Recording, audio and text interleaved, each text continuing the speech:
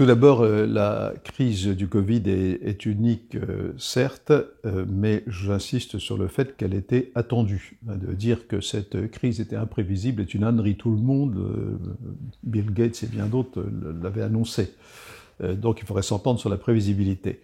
Alors maintenant, effectivement, nous avons connu, sans monter au XXe siècle et a fortiori à la grande peste noire, nous avons connu dans les même 2 dernières décennies, 3 grandes crises auxquelles je compare l'actuelle.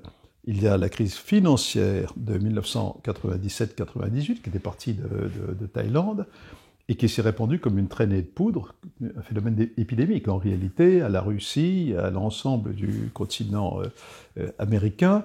Et c'est comparable à l'affaire du Covid parce que c'est parti d'un pays qui était la Thaïlande, dont au fond personne ne surveillait de près les modalités de gouvernance financière. C'est donc, il y a un point de départ clairement localisable, un problème de gouvernance.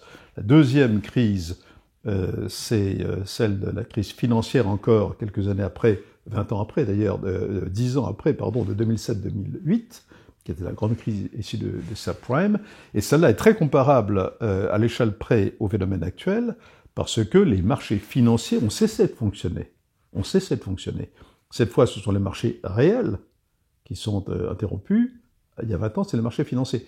Et ça, c'est extrêmement intéressant. On pourrait faire aussi une comparaison, si on remontait un peu plus en arrière, avec la situation de la Russie après la chute de l'Union soviétique, où tout le système des marchés s'est mis à s'écrouler. Puis la troisième comparaison évidente, c'est le 11 septembre 2001, où vous avez eu une sorte de sidération, de choc, qui a été extrêmement vite récupéré sur le plan économique, mais en revanche, il en est resté, comme ça va être le cas pour le Covid, des traces durables sur le plan des libertés publiques.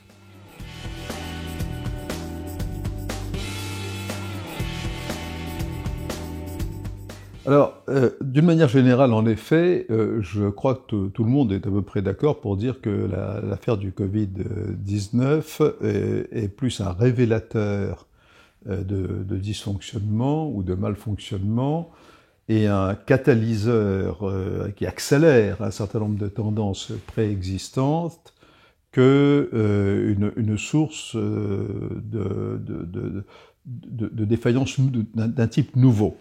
Et ça, on peut en effet le voir dans toutes sortes de domaines. Alors s'agissant de la comparaison entre les États-Unis et la Chine, c'est extrêmement intéressant. Moi, je ne crois pas du tout que la Chine ait si mal géré que ça la crise. D'ailleurs, c'est un fait que les grandes épidémies des dernières années viennent d'Asie, pratiquement toutes, pas tout à fait toutes, mais presque toutes. On pourrait par ailleurs chercher à comprendre pourquoi, etc. Mais enfin, c'est un fait.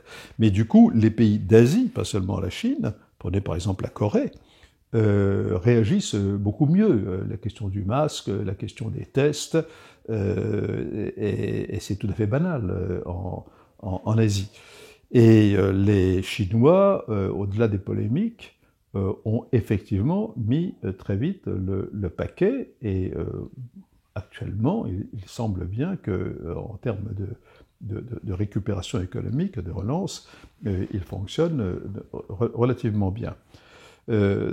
Si maintenant vous regardez du côté des États-Unis, c'est la catastrophe inverse.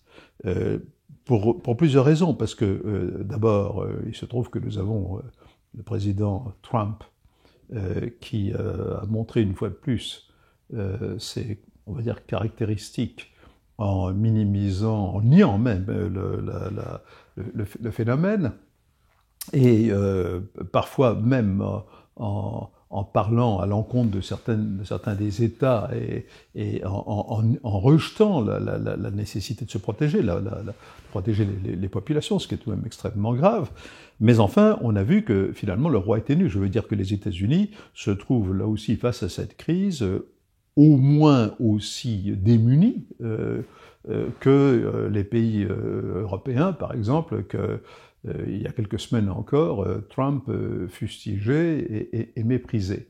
Donc, je crois que les États-Unis sont très fortement secoués, Et j'ajouterais cependant que, et je pense qu'ils ont une capacité de résilience sur le plan économique qui est très supérieure à la nôtre, Européens, tout simplement parce que les Américains, les citoyens américains ont l'habitude de réagir vite devant les difficultés, de retrousser les manches, et ils ne sont pas comme les Européens, ou beaucoup d'entre eux, plutôt que de retrousser leurs manches, donner la priorité à la défense des avantages acquis et des comportements qui ne favorisent pas nécessairement le rebondissement rapide. Donc ça, on le verra, si vous voulez. Mais enfin, je pense qu'il y a un affaiblissement du côté américain. Et puis alors, il y a un point aussi qui est absolument capital, qui est la question des libertés publiques, que j'évoquais à propos du 11 septembre, parce que la Chine a mis en place depuis bien longtemps d'ailleurs, enfin bien longtemps, depuis un certain temps, des mesures de surveillance de leur population, où on note les gens, etc. Et comme ceci est perçu comme assez naturel en Chine, ça va s'appliquer très facilement à des phénomènes comme le coronavirus, comme les épidémies. Les Américains n'en sont pas là, les Européens non plus, parce que nous avons évidemment une toute autre vision des libertés, mais en même temps, je vois difficilement comment on évitera, au moins en partie, si vous voulez, cette question de la surveillance de la population, et je crois que ça va nous secouer tous beaucoup, cette affaire, et encore une fois, ça me rappelle aussi un petit peu le 11 septembre, qui a été... Là, il y a vraiment eu un avant et un après sur ce plan-là.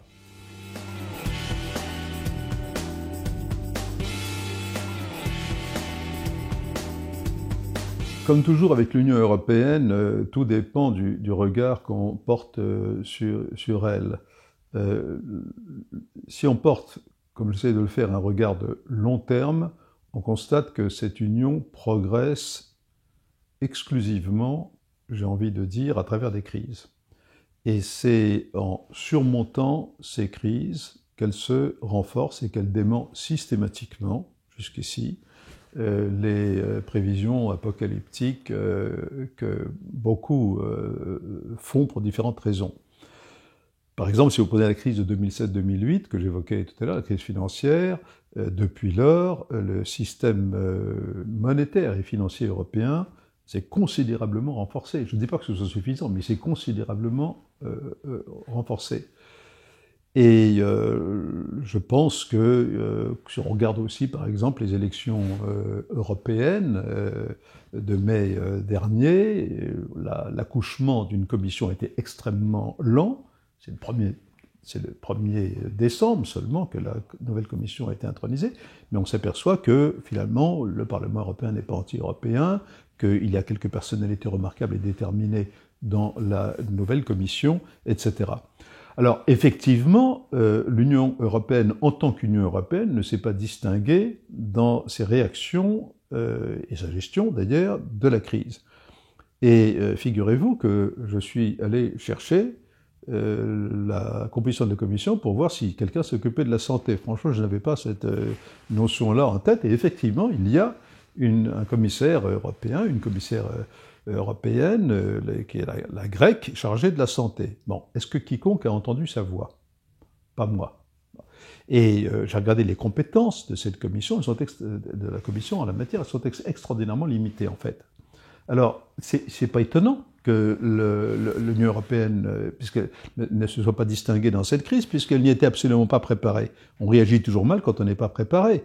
Alors, moi, je crois que l'Union européenne, maintenant qui a eu cette crise, va devoir s'emparer de ce sujet. Et je ne vois pas pourquoi elle ne ferait pas des progrès.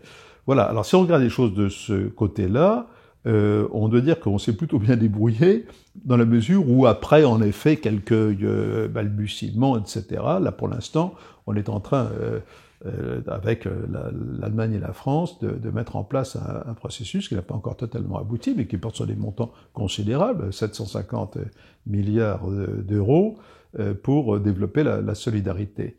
Donc, je considère que si on prend un peu de recul, ça n'est pas si mal que ça.